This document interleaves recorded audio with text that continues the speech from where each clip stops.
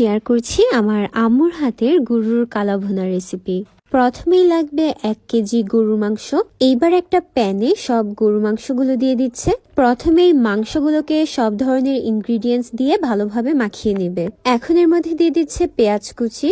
Guys, যে কোনো ভুনা খাবারে কিন্তু পেঁয়াজ বেশি করে দিলে খাবারটা আরো বেশি মজা হয়। দিয়ে দিচ্ছে আদা রসুন বাটা, দিয়ে দিচ্ছে হলুদের গুঁড়া, তার সাথে লাল মরিচের গুঁড়া, আর অনেকটা পেঁয়াজ কুচি করে এরপর সেটাকে ভেজে নিয়েছে, অর্থাৎ বেরেস্তা বানিয়ে নিয়েছে।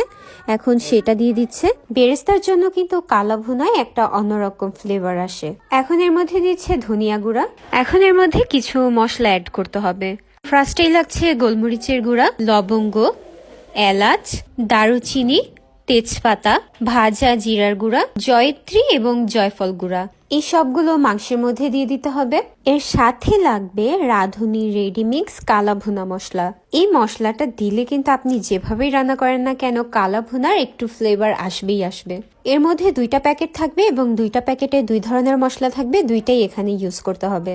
বাট যেহেতু এর আগে আম্মু আরো ধরনের মশলা ইউজ করেছে, এর জন্য এইখানে রাঁধুনি রেডিমিক্স মশলাটা একটু কম পরিমাণেই দিচ্ছে। এখন এর মধ্যে দিয়ে দিচ্ছে লবণ, আর সাথে লাগছে সরিষার তেল।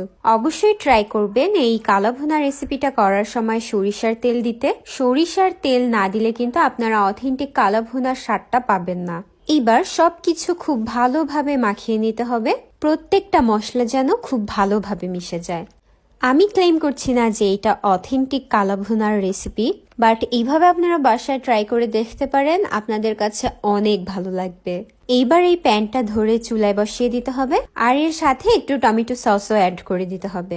এবার ঢাকনা দিয়ে রান্না করতে থাকবো ততক্ষণ যতক্ষণ না পর্যন্ত মাংস এবং পেঁয়াজ থেকে পানি বের হয়। দেখেছেন অনেকটাই কিন্তু ঝোল বের হয়েছে। এবার ভালোভাবে একটু নেড়ে দিতে হবে।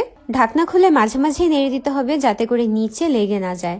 রান্না করতে করতে একসময় ঝোলও কমে যাবে, আর আপনাদের ঝোল যদি বেশি কমে যায় আর মাংস সেদ্ধ না হয় সেক্ষেত্রে আপনারা আরো পানি অ্যাড করে নেবেন। আর রান্না করতে করতেই কিন্তু এটার কালার অনেকটাই চেঞ্জ হয়ে গিয়েছে। দেখতেই পারছেন কালার কতটা পরিবর্তন হয়ে গিয়েছে, আর ঝোলও কিন্তু প্রায় শুকিয়ে গিয়েছে। আমার কালা ভুনার এই ঝোলটা অনেক পছন্দ, এর জন্য আমি অলওয়েজ আম্মুকে বলি একটু ঝোল রাখতে, সেটা দিয়ে আমি ভাত মেখে খাই। বাট আপনারা চাইলে ঝোলটাকে আরো শুকিয়ে নিতে পারেন।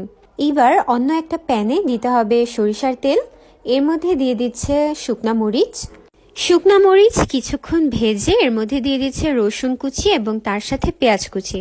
এবার রসুন এবং পেঁয়াজটাকেও কিছুক্ষণ ভেজে নিতে হবে, মানে লালচে করে নিতে হবে। খেয়াল রাখতে হবে যেন এগুলো পুড়ে না যায়। এবার এইটাকে কালা ভুনার মধ্যে দিয়ে দিতে হবে। এটা দেওয়ার সাথে সাথে কিন্তু কালা ভুনার মধ্যে খুবই সুন্দর একটা ফ্লেভার অ্যাড হয়। দেন আরো কিছুক্ষণ রান্না করে ঝোলটা আপনাদের পছন্দ মতো শুকিয়ে নিলেই তৈরি হয়ে যাবে গরু মাংসের কালা ভুনা। গরম গরম ভাত দিয়ে এই গরু মাংসের কালা ভুনা খেতে কিন্তু অসাধারণ। আপনারাও এই রেসিপি ফলো করে বাসায় ট্রাই করে দেখতে পারেন, অ্যান্ড অবশ্যই আমাকে জানাবেন যে আপনাদের কাছে কেমন লাগলো।